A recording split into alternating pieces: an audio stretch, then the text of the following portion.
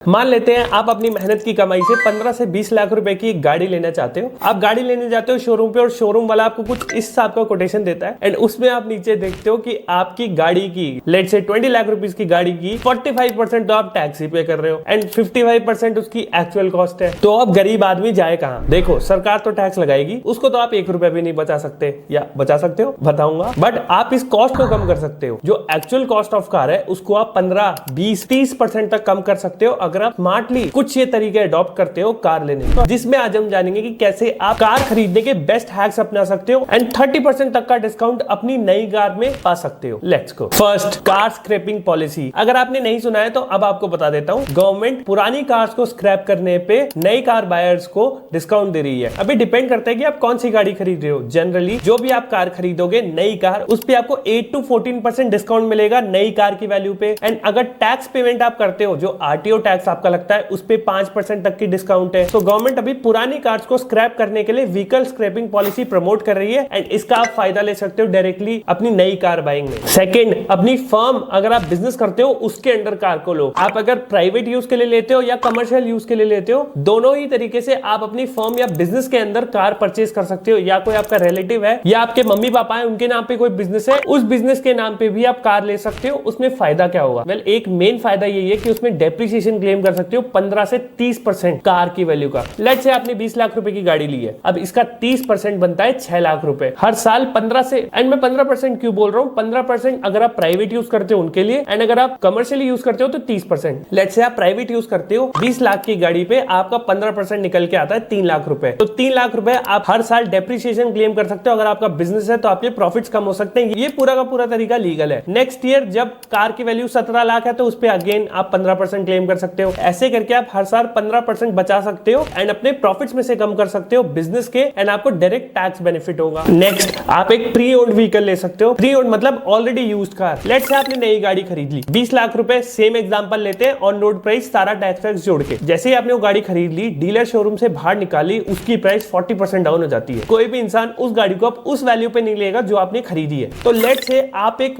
Pre owned car लेते हो, 1 साल पुरानी लेते हो, तो भी आप 30 to 40% डिस्काउंट एंजॉय कर सकते हो अपनी नई गाड़ी पे। आपके लिए तो नहीं हुई ना। एंड 1 साल पुरानी है तो ज्यादा वेयर एंड टेयर नहीं होगा। प्रॉपर चेक्स कर सकते हो। बहुत सारी वेबसाइट्स है जो अच्छी जेन्युइन सर्विस प्रोवाइड कर रही है बहुत अच्छे डिस्काउंट पे। एंड देन एक और तरीका, आप कार खरीदो मत, सब्सक्रिप्शन पे ले लो। मतलब आप कार रेंट करते हो, ना कि उसको खरीदते हो। खरीदने में लेट्स से आपने कोई 20 लाख की गाड़ी है, उस पे 80% का लोन ले लिया, उसकी आपकी ईएमआई मान लो आएगी 35 से 40 हजार। आप सेम कार को रेंट पे ले सकते हो, सब्सक्रिप्शन पे ले सकते हो। 1-2 हजार रुपए ऊपर ही होगा रेंट, बस दैट्स इट। इससे ज्यादा आपका चार्जेस नहीं लगेगा। अब इसका फायदा क्या है? इसका फायदा ये है कि आप हर 12 महीने में गाड़ी चेंज कर सकते हो। आपको जरूरत नहीं कि एक ही गाड़ी के चिपक के रहना है। टेक्नोलॉजी भी बदल रही है आज के टाइम में। तो अगर आप नई गाड़ियों का शौक रखते हो, नई गाड़ियां हर साल लेना चाहते हो, तो ये बहुत अच्छा तरीका है गाड़ी को खरीदने का। एंड इसमें सारी माथापच्ची खत्म। ना तो आपको उसकी सर्विस और मेंटेनेंस का ध्यान रखना है, कंपनी खुद करवाएगी, ना कोई इंश्योरेंस कराना है। एंड गाड़ी ठुक भी जाए तो इंश्योरेंस कंपनी वाले देख लेंगे। एंड आपकी वो कार की वैल्यू जो गिरेगी हर साल, उसका भी टेंशन नहीं लेना, क्योंकि आपने खरीदी नहीं है। बिना खरीदे आप उस गाड़ी को ओन करते हो, क्योंकि गाड़ी आपके नाम पे ही आती है, वो भी ब्रांड न्यू आती है, नई की नहीं आती है। So this way is best अगर आप 3 साल या उससे कम के लिए गाड़ी लेना चाहते हो। एंड अगर आप 3 साल से ज्यादा कोई एक गाड़ी रखना चाहते हो तो गाड़ी खरीदना ज्यादा बेटर ऑप्शन होगा। एक और तरीका, BH सीरीज के नंबर प्लेट ले लो। अगर आप एक गवर्नमेंट एम्प्लॉय हो या फिर कोई प्राइवेट कंपनी में काम करते हो, जिस कंपनी की ऑफिस 4 स्टेट्स से ज्यादा है, उस कंपनी के एम्प्लॉय को BH सीरीज का नंबर मिल सकता है। अब BH सीरीज का फायदा क्या है? देखो, अगर आप नॉर्मल गाड़ी लेते हो जिसपे आरटीओ टैक्स लगता है 14 to 15 ईयर्स का, आज ही ले लेंगे। एंड BH सीरीज में आपको हर 2 साल में वो रिन्यू कराना पड़ता है, टैक्स पेमेंट करना पड़ता है। तो इसमें 2 बातें हैं। सबसे पहला